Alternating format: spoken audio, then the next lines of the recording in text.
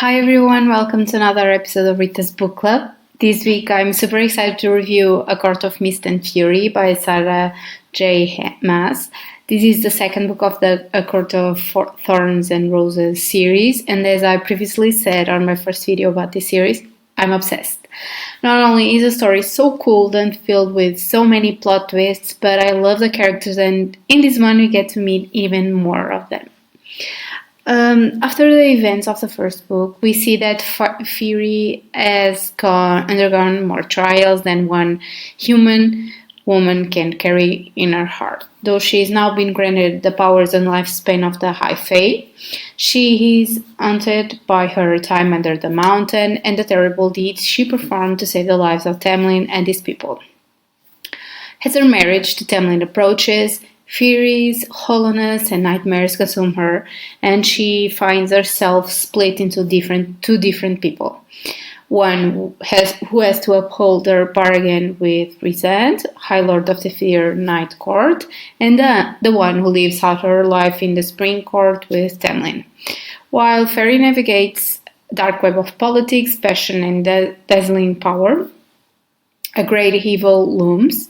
She might just be the key to stopping it, but only if she harnesses her herring bits, heal her fractured soul, and decide how she wishes to shape her future and the future of her world in turmoil. What a great second book to keep Fairy's journey in the Fae world. From the very first chapter of the book, we get so much action and a lot of things happening that it's basically impossible to stop reading.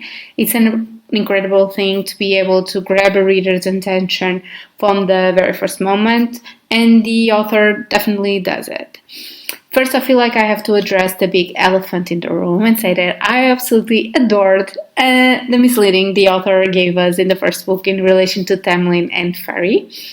We are led to believe that they were the real deal and the real love story of the books, but then enters Rysand, and then all of the pieces of the puzzle fit in place. And when you look at the first book again, you can see the clues that Rhys and Fury are meant to be.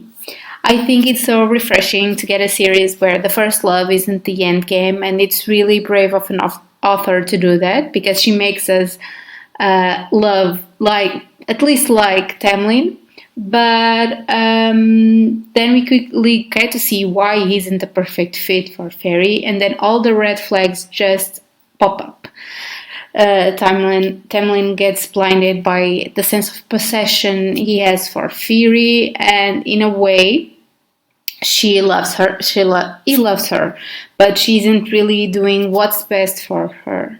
But he isn't really doing what's best for her. The fear of losing her is so big that he's kind of a catalyst to push her away from him. And then the biggest red flag for me was his rage and how he locked her up. Hell no, dude. Hell to the no. And I know that this is only the second book of the series, but we definitely know that Fury and Rita are perfect for each other.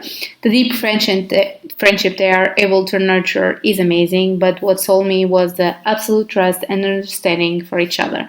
Both went through so much, and the way they are able to confide in the other is just heartwarming. And that's when the love grows between them. It doesn't matter that they are mates. They adore each other, and they can also be so light and fresh when they're pushing each other's buttons. All their flirting made me so giddy. One can talk about this book and not mention Rysand's real family, Mor, Amran, Cassian, and Adriel. I love them.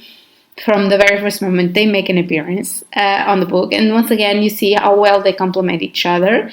They've been through so much alone, but especially as a family, which I think is what leads Fury to recover and connect with them herself. It was such a joy to see them all banter together and see the love and respect they have for each other, and I want more of them, please, and thank you.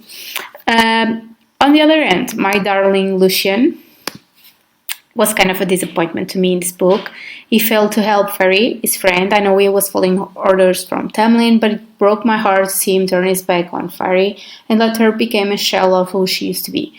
I also know he didn't do it on purpose, and it's why I'm able to still love him, but it really hurt to read how he didn't stand up to Tamlin to really protect her. I don't want to spoil too much and mention the whole plot of the book because it's filled with so many much information, but it's interesting to see the way all the characters are going to connect in the future and to see them have a common enemy. Besides all the politic and strategic games they have to play in order to defeat Hybern. It's very exciting. I'm currently reading the third book of the series, A Curtain of Wings and Ruin, and as the others I just can't stop reading it. There are so many things happening. As always, if you like this video, please like, comment, and subscribe to my channel. You can also follow me on Instagram at ritasbookclub for more content. Thanks for watching and see you next week. Happy readings!